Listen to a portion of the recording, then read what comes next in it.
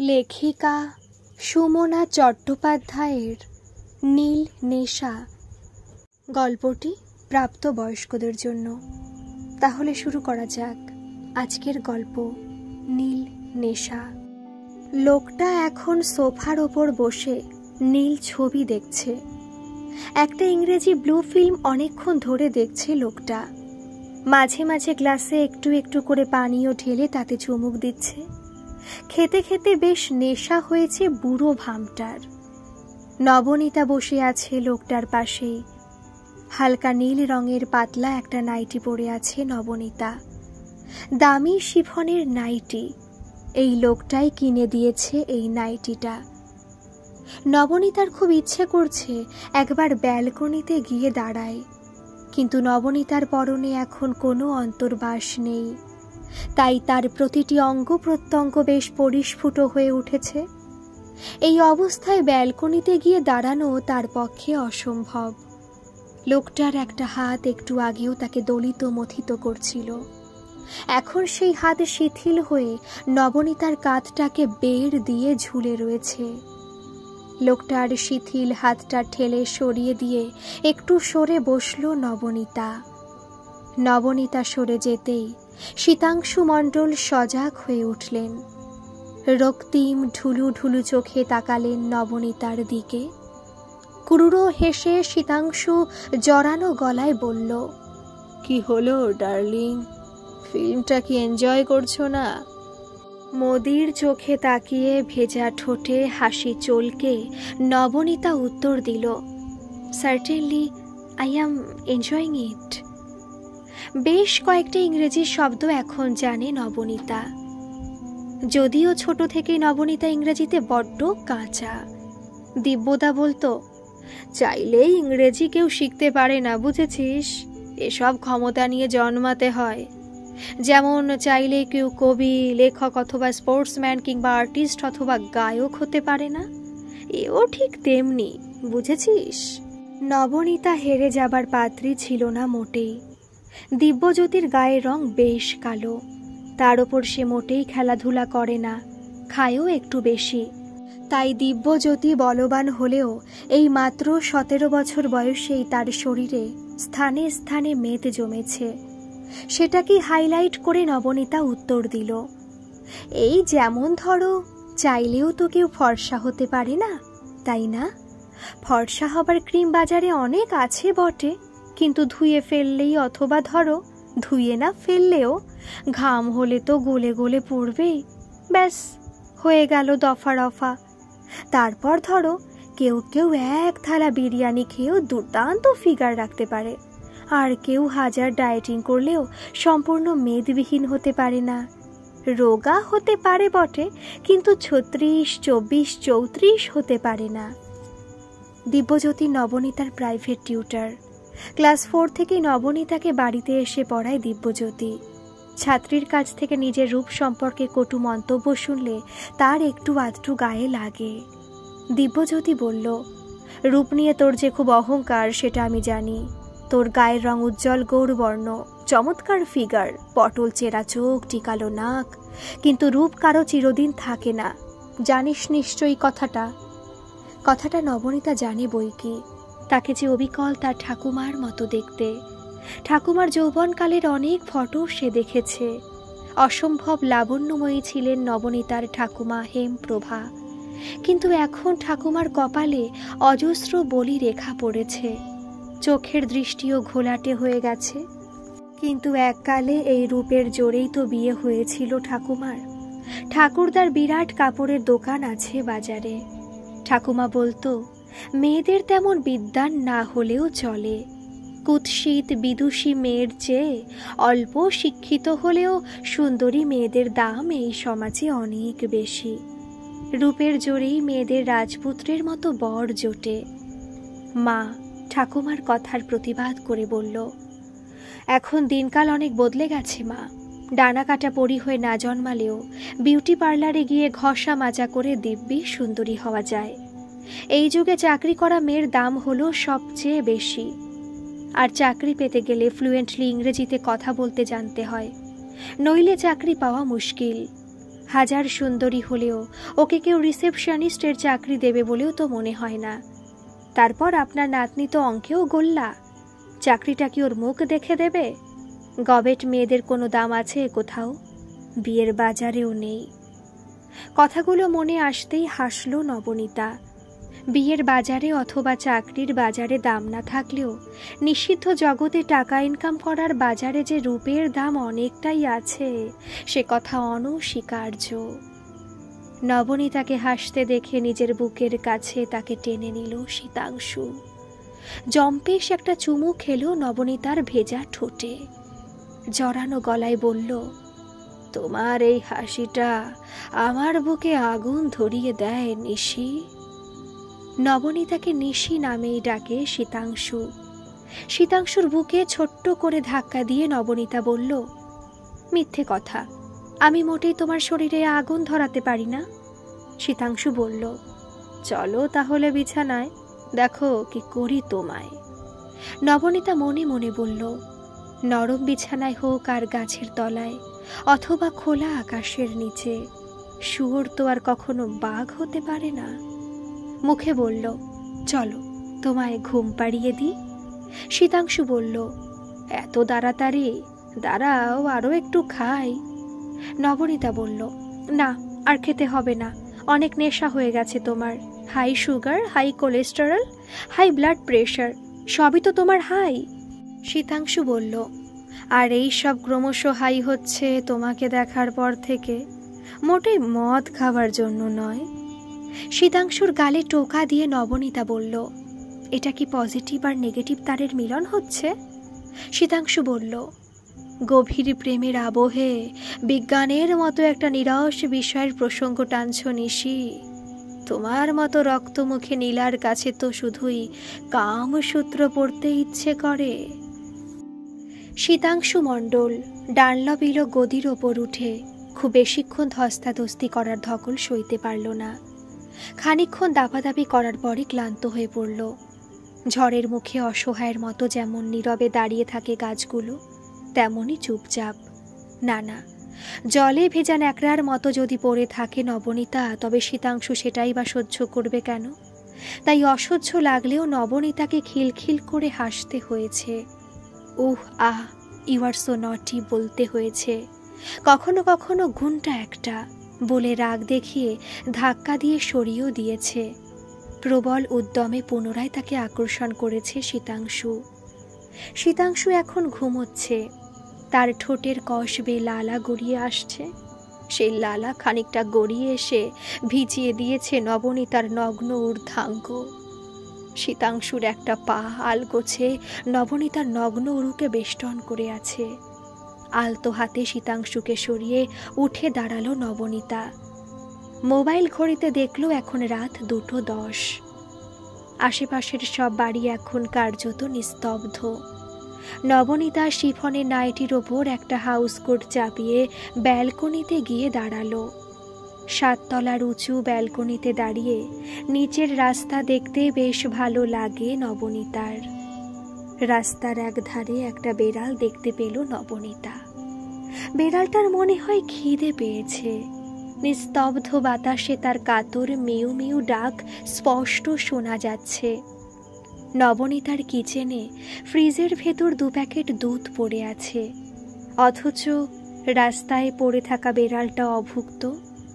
ঝিরঝির করে বৃষ্টি পড়ছে এখন, আর কদিন পরেই পুজো, অথচ বৃষ্টির বিরাম নেই। বৃষ্টিতে ভিজছে বেড়ালটা, ওর মনে হয় খুব কষ্ট হচ্ছে। দিব্যজ্যোতির কথা মনে পড়ছে নবনীতার। কেমন আছে এখন দিব্যজ্যোতি? দিব্যজ্যোতির এখন টাকার অভাব থাকার কথা নয়। স্টিফেন হাউসের একটা অফিসে দিব্যজ্যোতির একটা চাকরির ব্যবস্থা শীতাংশু করে দিয়েছে। দিব্যজ্যোতির লেখা উপন্যাস ছাপার হরপে বেরোনোর আগে কিছু টাকা প্রকাশক তাকে অ্যাডভান্স করেছে। তাই আর যাই হোক, দিব্যজ্যোতির এখন অর্থাভাব নেই। কিন্তু মন ভালো আছে দিব্যজ্যোতির। দিব্যজ্যোতি অবশ্য বলতো, মন ভালো থাকুক অথবা খারাপ থাকুক, সে অনায়াসে পাতার পর পাতা লিখতেই পারে। কারণ লেখাটা হলো তার একটা অভ্যেস। দিব্যজ্যোতি কি এখন ঘুমিয়ে পড়েছে? শরীর ভালো থাকলে দিব্যজ্যোতি লিখত রাত 1:30 পর্যন্ত। মাঝরাতে ঘুম থেকে উঠে নবনীতা তাকে তাড়া লাগাতো, কিন্তু এখন তো কেউ তাকে তাড়া লাগানোর মতো নেই। নবনীতার কথা মনে পড়ে দিব্যজ্যোতির? ছোট্ট মেয়েটার কথা ভেবে দিব্যজ্যোতির মন খারাপ করে না? তবে মন খারাপ থাকলেও দিব্যজ্যোতি অনায়াসে লিখে যেতে পারে। মেয়ে যখন অসুস্থ, গা জ্বরে পুড়ে যাচ্ছিল টুবলির, তখনও তো রাত জেগে হেরিক্যানের আলোয় বসে দিব্যজ্যোতি লিখছিল। ইলেকট্রিকের পয়সা দিতে না পারায় বাড়িওয়ালা তাদের কারেন্ট কেটে দিয়েছিল। 5 মাসের ভাড়াও তো একবার বাকি পড়েছিল। পাশের ঘরের ভাড়াটে রিনি পয়সা জমিয়েছিল লক্ষ্মীর ভাড়ে। বাড়িওয়ালা বিপুল ঘোষ যখন এসে চিৎকার করে গালাগালি করছিল, আর বিপুল ঘোষের সঙ্গে আসা গুন্ডা ন্যাড়া তাদের রান্নাঘরে ঢুকে ঝুড়িতে পড়ে থাকা কয়েকটা পচা আলু উঠোনের ওপর ছুঁড়ে ফেলল, তখনই ঘর থেকে ভাড়টা নিয়ে এসে উঠোনের ওপর আছাড় মেরে ফেলে ভেঙেছিল রিনি। লক্ষ্মীর ভাড়টা ভেঙে ফেলার সঙ্গে সঙ্গে 5টা 100 টাকার নোট, অনেকগুলো 10, 20 আর 50 টাকার নোট, খুচরো পয়সা সব ছড়িয়ে পড়েছিল মাটিতে। উঠোনে মেয়েদের ভিড় জমেছিল আগেই, বিপুল ঘোষের গলার আওয়াজ পেয়ে। পুরুষরা তখন সব তাদের কর্মস্থানে, 2-1জন যারা নাইট ডিউটি করে তারাই কেবল ছিল। আর দিব্যজ্যোতি তখন কর্মী ছাঁটাইয়ের বিরুদ্ধে প্রতিবাদ জানাতে তাদের সংগ্রামী মঞ্চে গিয়েছিল। উপস্থিত সবাই অবাক হয়ে রিনির তেজ দেখছিল। মুখ বিকৃত করে রিনি বলল, দেখুন বিপুল বাবু, কোনো বেয়াদবি করবেন না, টাকাগুলো কুড়িয়ে নিয়ে গুনে নিন। আপনার যা বাকি পড়েছে এতে হয়তো তার চেয়ে একটু বেশি থাকতে পারে। জিভ দিয়ে ঠোঁট চেটে তারপর খ্যাক খ্যাক করে হেসে উঠোনের ওপর উবু হয়ে বসল বিপুল ঘোষ। থুতু দিয়ে গুনে টাকাগুলো পকেটে ভরল বিপুল। ছোটখাটো একটা মারপিটের আশায়, বিশেষ করে সেই সুযোগে নবনীতার গায়ে ইতিউতি হাত দেবে বলে এসেছিল ন্যাড়া। মাঝপথে রসভঙ্গ হওয়াতে লাল কুতকুতে চোখ দুটো দিয়ে সে নবনীতাকে লেহন করছিল। টাকা পকেটে পুরে উঠে দাঁড়িয়ে বিপুল বলল, আমরা তাহলে চলি মা জননী, শুধু ভাড়াটুকুই নিলাম আপাতত। ইলেকট্রিকের পয়সাটা যতদিন না দিতে পারছেন ওটা বন্ধই থাকুক। তারপর রিনির দিকে তাকিয়ে বলল, বাকি টাকাগুলো তুলে রাখ, হাতে দিলেই তো হতো।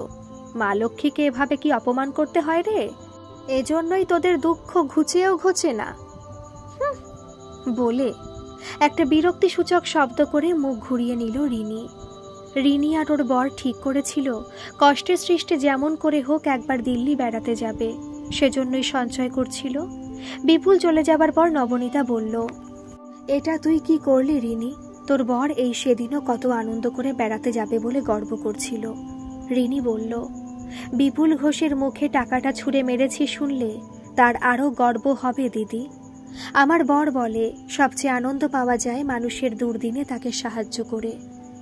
দুধে তুলো ভিজিয়ে বেড়ালটাকে খাওয়াতে খুব ইচ্ছে করছে রিনির। ওরও তো এখন নবনীতার সেদিনের মতোই দুরবস্থা। সংগ্রামী মঞ্চ থেকে ফেরার সময় এক বন্ধুর সাথে দেখা হয়েছিল দিব্যজ্যোতির।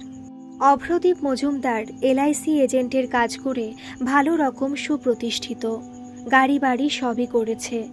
যদিও দিব্যজ্যোতির মতো আভিজাতে তকমা সাটার কোনো স্বপ্ন কখনো দেখেনি অভ্রদীপ। দিব্যজ্যোতি সেদিন একটি রাজনৈতিক দলের সাথে অন্যায়ের প্রতিবাদ জানাতে রানী রাসমণি এভিনিউয়ে গিয়েছিল। 2 দিন ধরে অনশন ধর্মঘট করার পর বাড়ি ফিরছিল দিব্যজ্যোতি। বউবাজারের কাছে দেখা হয়েছিল অভ্রদীপের সাথে। অভ্রদীপ বন্ধুকে গাড়িতে করে নিয়ে গিয়েছিল অনেক বড় একটা হোটেলে। পেট পুরে লবস্টার খেয়েছিল দিব্যজ্যোতি। কয়েকদিন ঠিকমতো খাওয়া দাওয়া হয়নি, তার উপর অত বড় বড় গলদা চিংড়ি হজম করতে গিয়ে দিব্যজ্যোতির লিভার বিদ্রোহ ঘোষণা করল। অসহ্য পেট ব্যথা শুরু হলো, সেই সাথে রক্ত আমাশা। ভোরবেলা ঘুম থেকে উঠে স্বামীকে নিয়ে হাসপাতালে ছুটল নবনীতা। মেয়েকে রেখে গেল রিনির কাছে। সরকারি হাসপাতালে নিয়ে যাচ্ছ দিব্যদাকে, চিকিৎসা পেলে হয়। রিনির বর পবন দাস মাছের আঁশ নবনীতার ঘরের সামনে ড্রেনের কাছে ছুঁড়ে ফেলে বলেছিল, এসব নিয়ে পবনের সঙ্গে নবনীতা আগে অনেক ঝগড়া করেছে। রিনির সাহায্য করার পর ভাব হয়ে গেছে। এই নিয়ে তাকে অনেকবার ঠেস দিয়েছে দিব্যজ্যোতি। নবনীতা সেসব আর গায়ে মাখে না। এখন পবনকে আশ ফেলতে দেখেও না দেখার ভান করে হাসল নবনীতা। বলল, গরিব মানুষের এছাড়া অন্য কোনো উপায়ও তো নেই গো।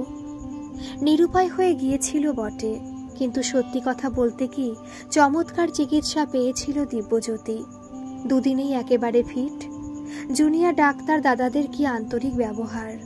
বেশ মজাও করতো এক এক সময়। ছাড়ার সময় বলল, এবার বাড়ি গিয়ে রুগীর পথ্য হচ্ছে গোটা গোটা হাঁসের ডিমের ঝোল, সঙ্গে ফুলকো লুচি। হেসে নবনীতা বলেছিল, এখান থেকে কি আজ সেটা পাঠিয়ে দেবেন নার্স দিদিরা? একজন জুনিয়র ডাক্তার দিদি এসে বলল, কি ফালতু ইয়ার্কি মারছিস, নুন চিনির জল দেবেন বৌদি, গায়ে এখনো একটু টেম্পারেচার আছে, মিছরি ভেজানো জল দিলেও ভালো হয়। দুদিন বড্ড টানাপোড়েন গিয়েছিল নবনীতার। ঘরে ছোট্ট বাচ্চা মেয়ে, তার মধ্যে তাকে হাসপাতাল ছুটতে হতো দুবেলা। চিনি গুলে কয়েকবার দিব্যজ্যোতিকে খাওয়ানোর পর নবনীতা ভোরের দিকে দেখল চিনি শেষ, অথচ দিব্যজ্যোতি তৃষ্ণা মেটেনি তখনও। ব্লাউজের হুক খুলে নিজের বুকের শুকিয়ে আসা অমৃত খাওয়ানোর চেষ্টা করল নবনীতা, যেটা টুবলিকে খাওয়ানো ছাড়িয়ে দিয়েছে মাস 6 আগে। কিছুক্ষণ পরে মুখে আরামের প্রলেপ মেখে শান্ত হয়ে আবার ঘুমিয়ে পড়েছিল দিব্যজ্যোতি। নবনীতা 7 তলার ব্যালকনিতে দাঁড়িয়ে যখন আকাশ দেখে, তখন আকাশটাকে অনেক উঁচু লাগে। অথচ শীতাংশু যখন নবনীতাকে বালিগঞ্জের এই ফ্ল্যাটে নিয়ে এসেছিল, নবনীতা ভেবেছিল এইবার সে আকাশটাকে ঠিক ছুঁতে পারবে। ছোটবেলায় বাবা মা দিদির সাথে নবনীতা যখন দার্জিলিং বেড়াতে গিয়েছিল, মনে হতো চাইলেই মেঘগুলো ধরে ফেলা যায়।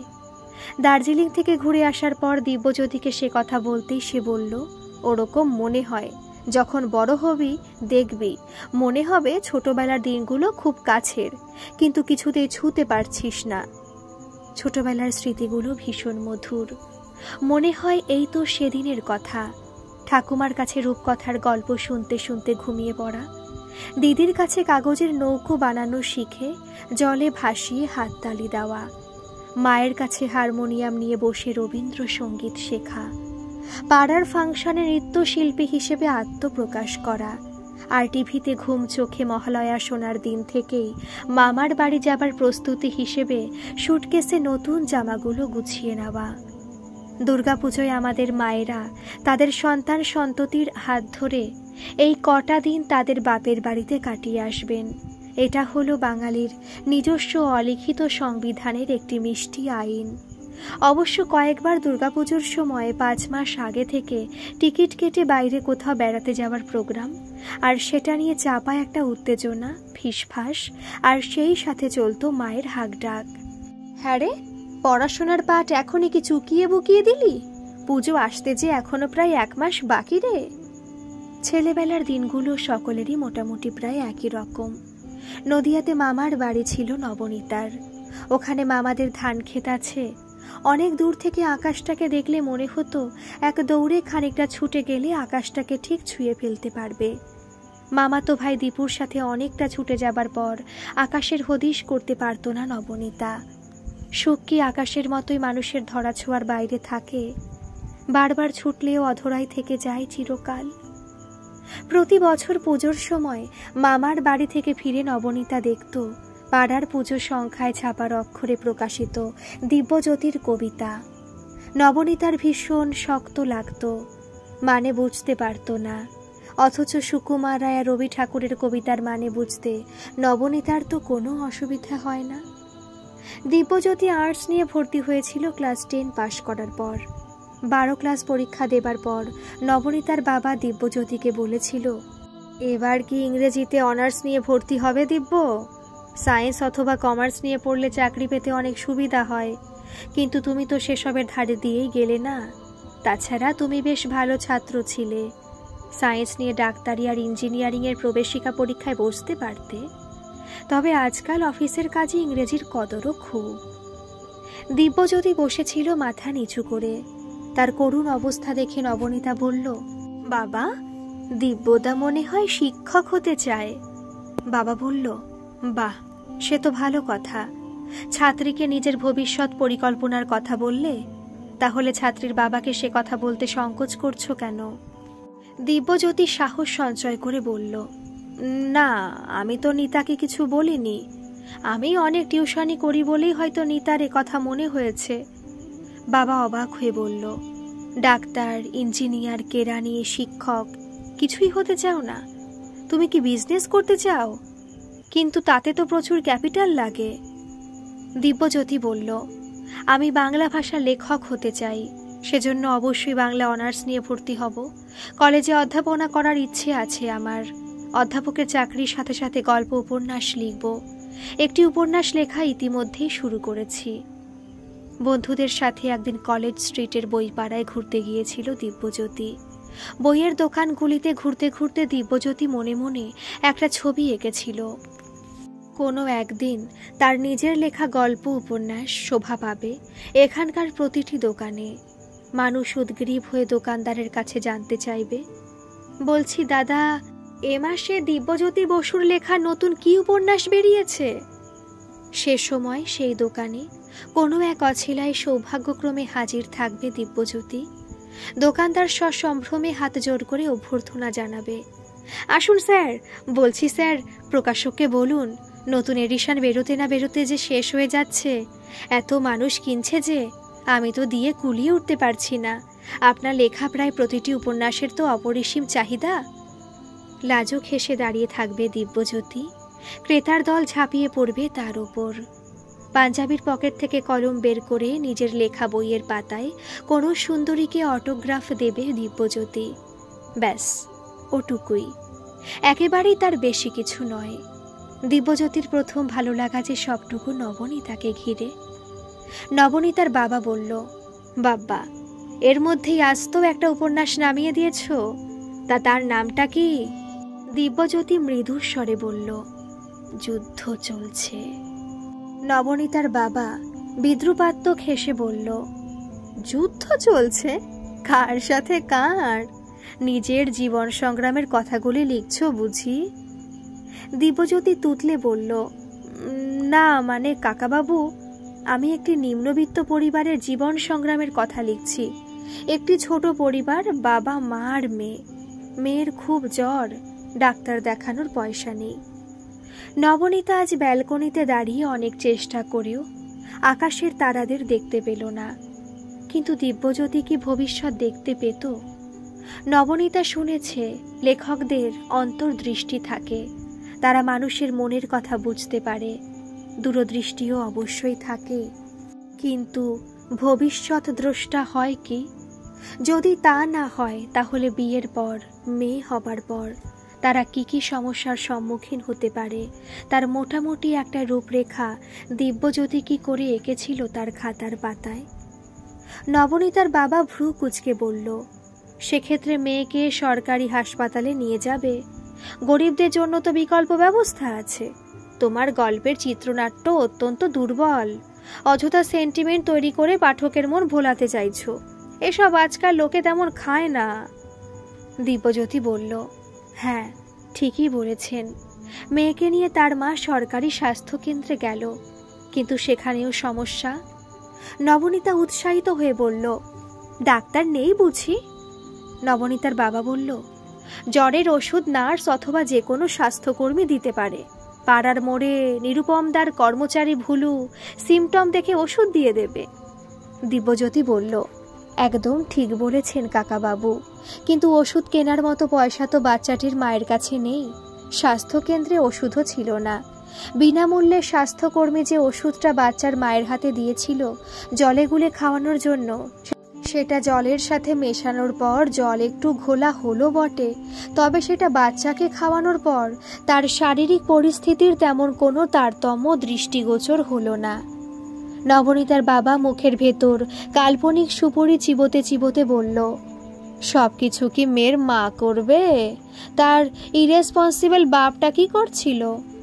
দিব্যজ্যোতি বলল, পরিবারের কর্তা বেকার, তাই তাকে চাকরির সন্ধানে বেরোতে হয়েছিল। এদিকে ঘরে তাদের চাল, ডাল, আলু সবই বাড়ন্ত। ইন্টারভিউ দিয়ে ফিরে আসার পর অভুক্ত মানুষটাকে তো খেতে দিতে হবে। তাই যদিও অল্প যেটুকু চাল ডাল ছিল সেটুকুতে দুজনের পেট ভরানো সম্ভব নয়। তবু বউটি রান্না করলো। তারপর ভাতের হাঁড়ি নিয়ে এসে ডাইনিং টেবিলে। বাবা এবার হো হো করে হেসে উঠল। দিব্যজ্যোতি চুপ করে গেল। হাসি থামলে বাবা বলল, ও আচ্ছা, ঘরে চাল ডাল না থাকলেও ডাইনিং টেবিল চেয়ার সবই আছে দেখছি। দিব্যজ্যোতি বলল, সে থাকবে না কেন? বাড়িঘর আসবাবপত্র সবই ছেলেটির বাবা কিনে রেখেছিল, কিন্তু ছেলেটির হঠাৎ চাকরি চলে যাবার কারণে এই অচলাবস্থার সৃষ্টি হয়েছে। বাবা বলল, বুঝেছি, এরপর কি হতে পারে সেটাও আন্দাজ করতে পারছি। ঘরে সিলিংয়ে ফ্যান লাগানো আছে, দেওয়ালে এসি লাগানো থাকতে পারে, কিন্তু সেসব কিছুই চলছে না, কারণ বিল জমা পড়েনি। অগত্যা বউটি তার স্বামীকে ভাত বেড়ে দিয়ে হাত পাখা নিয়ে হাওয়া করতে বসল। দিব্যজ্যোতি টেবিলে হাত চাপড়ে বলল, এক্স্যাক্টলি, একদম ঠিক ধরেছেন কাকাবাবু। বাবা বলল, অল রবিশ, এটা আবার নাড় ধরতে পারার কি আছে? তোমার গল্পের নায়ক তোমার মতোই লেখক হবার স্বপ্ন দেখে। চাকরি বাকরি চেষ্টা করলে, টাকা রোজগারের কথা ভাবলে তবে তো সফল হবে, তা নয় অভিজাত হবার, অন্যরকম কিছু একটা করে দেখানোর স্পর্ধার জন্য হারামজাদা নিজেও ডুবেছে, বউকেও সুখী করতে পারেনি। স্পটলাইটে আসতে চায় অপদার্থ লোকটা। নীল নেশায় আক্রান্ত সে, তাই ভাবছে, ভান করছে অসাধারণ কোনো সাহিত্য সে সৃষ্টি করতে চলেছে। সমরেশ বসুর মতো ফুল টাইম লেখক হবে। যত সব। নবনীতা কেটে কেটে বলল, নীল নেশা কি বাবা? বাবা বলল, নিজেকে অসাধারণ ভাবতে ভাবতে যোগ্যতার বাইরে গিয়ে একসময় জীবনের অন্য দিকটার কথা ভুলে যায় মানুষ, সেটাই তো নীল নেশা। যেমন তোমার দিব্যদা ভুলে যাচ্ছে যে এমন অনেক লেখক আছে যাদের দুটির বেশি পাজামা পাঞ্জাবি থাকে না। দিব্যর বই ছাপানোর জন্য কোনো প্রকাশক কি আদৌ পাওয়া যাবে? সর্বোপরি বাংলা বই কজন পড়ে? গতকাল গড়িয়াহাট মোড়ে গাড়ি করে আসছিল নবনীতা। হঠাৎই দেখল একটি মেয়েকে। মেয়েটি হাসতে হাসতে রাস্তা পার হচ্ছে। তার কানের ভেতর মোবাইলের তার দুটি গোজা। এদিকে সিগন্যাল সবুজ। ব্যস্ত গড়িয়াহাটের মোড়ে অতর্কিতে বাকি সব চালকের মতো শীতাংশু গাড়ির ব্রেক কষল। সব গাড়ি মুহূর্তের জন্য স্তব্ধ হয়ে গেল। মেয়েটি নির্বিঘ্নে তার কোনো প্রিয়জনের সাথে হাসি মুখে কথা বলতে বলতে রাস্তা পার হয়ে গেল। ঘটনাটা দেখে আচম্বিতে নবনীতার মনে একটা প্রশ্ন এলো, ওরা কি প্রত্যেকে নীরেন্দ্রনাথ চক্রবর্তীর লেখা কবিতাটা পড়েছে? নবনীতার খুব কৌতূহল হচ্ছিল। শীতাংশুকে উদ্দেশ্য করে অস্ফুটে বলল, কলকাতার যিশুকে দেখলে? শীতাংশু বলল, যিশু সেনগুপ্ত এখনই এখান দিয়ে পাস করলো বুঝি? সঙ্গে কি ওর বউও ছিল, নীলাঞ্জনা? নবনীতা চিমটি কাটল শীতাংশুর কোমরে, চোখ টিপে বলল,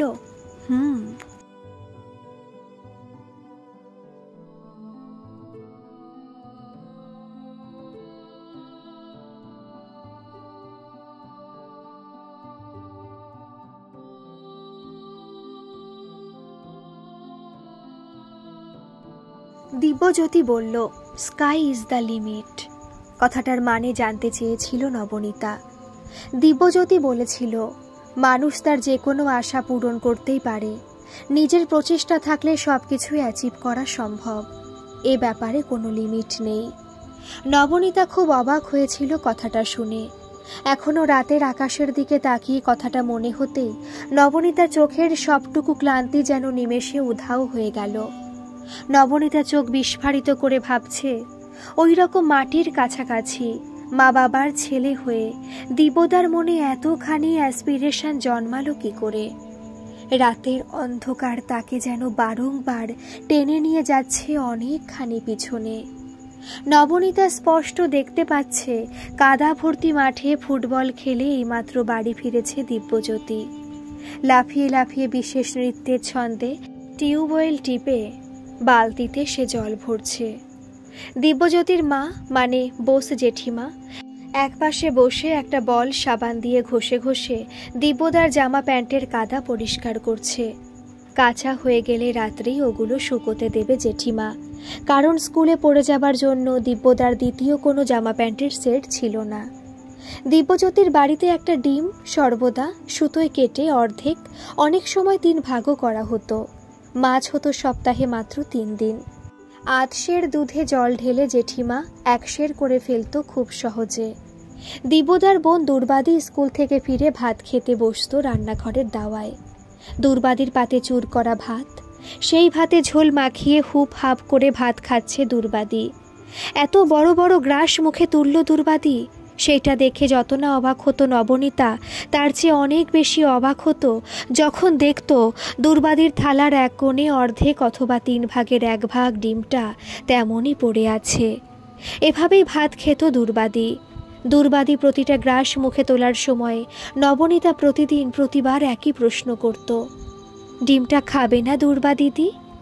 দুর্বাদিদি হেসে বলতো, দাঁড়া, আগে ভাতটা খাই, আসল টেস্ট তো এই ঝোল মাখা ভাতে আছে। নবনীতার গলা পেয়ে ভেতর থেকে বেরিয়ে আসতো দুর্বাদিদির স্বামী পরিত্যক্ত পিসি। বলতো, আমাদের গরিবের ঘরে সেটাই তো মস্ত বড় কৃতিত্ব রে নিতা। সব ভাতটুকু খেয়ে নেবার পর কতটা মাছ আর ডিম তুই বাঁচিয়ে রাখতে পারবি, সেখানেই তোর সার্থকতা। আর বড় লোকদের বাড়ির নিয়ম কানুন হলো ঠিকের উল্টো।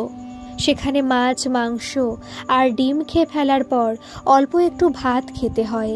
ছোট ছোট মুঠোয় করে অল্প অল্প করে দুটি ভাত মুখে ফেলতে হয়।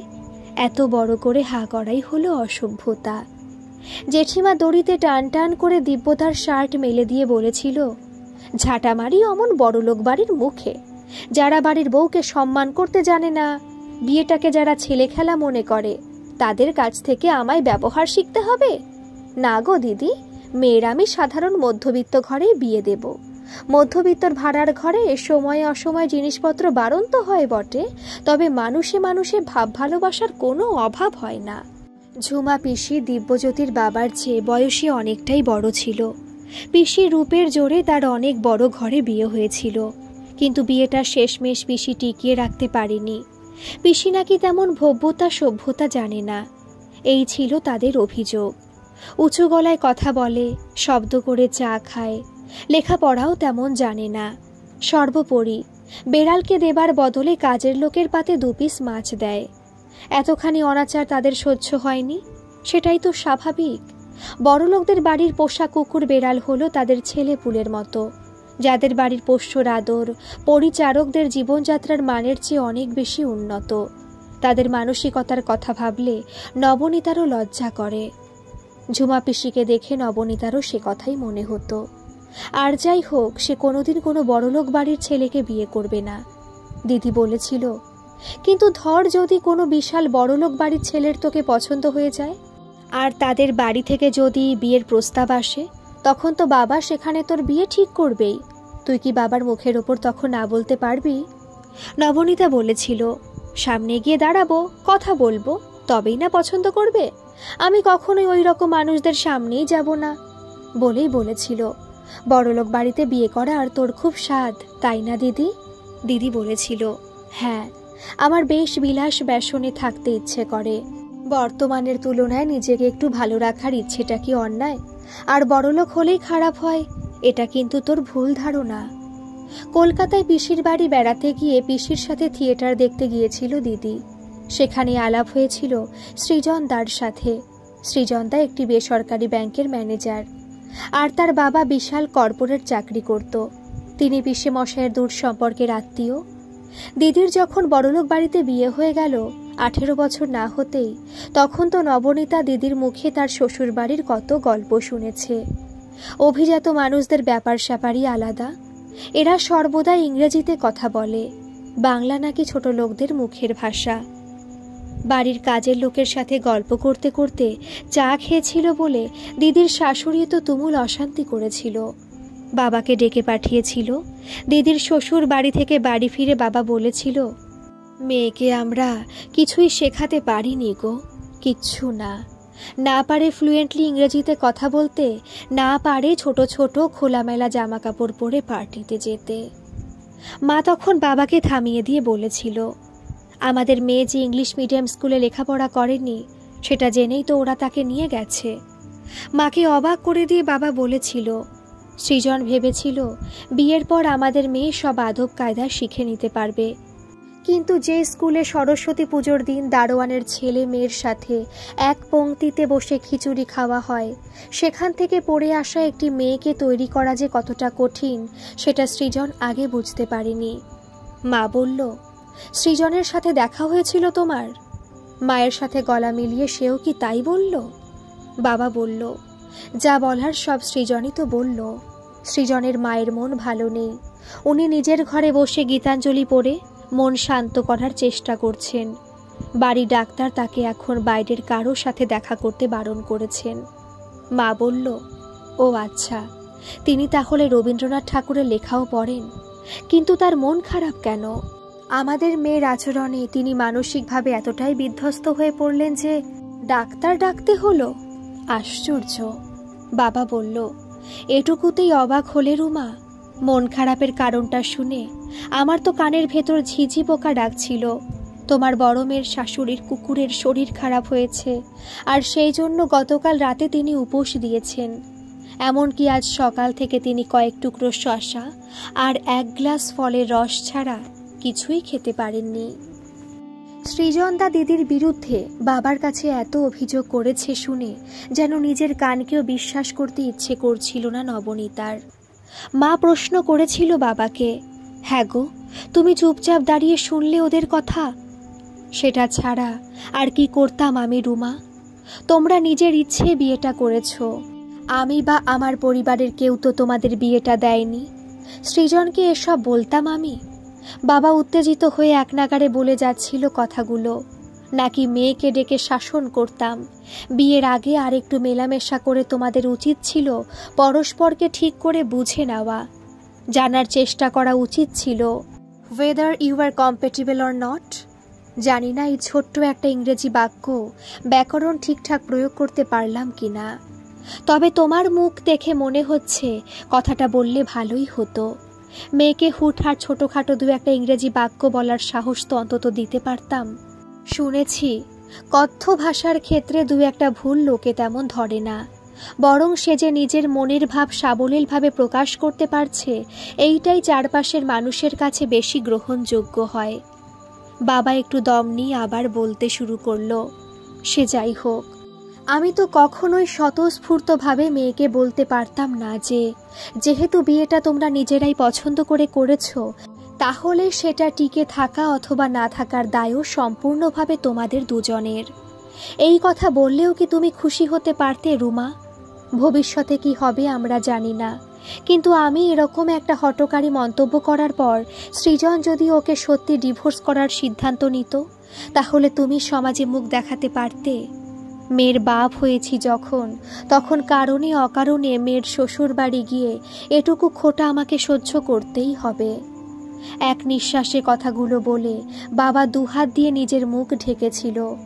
বাবা চুপ করার পর মা ঠান্ডা গলায় বলল, ওখানে তুমি কিছুই বলতে পারতে না, কারণ স্নেহ আর ভালোবাসা দুটোই অন্ধ।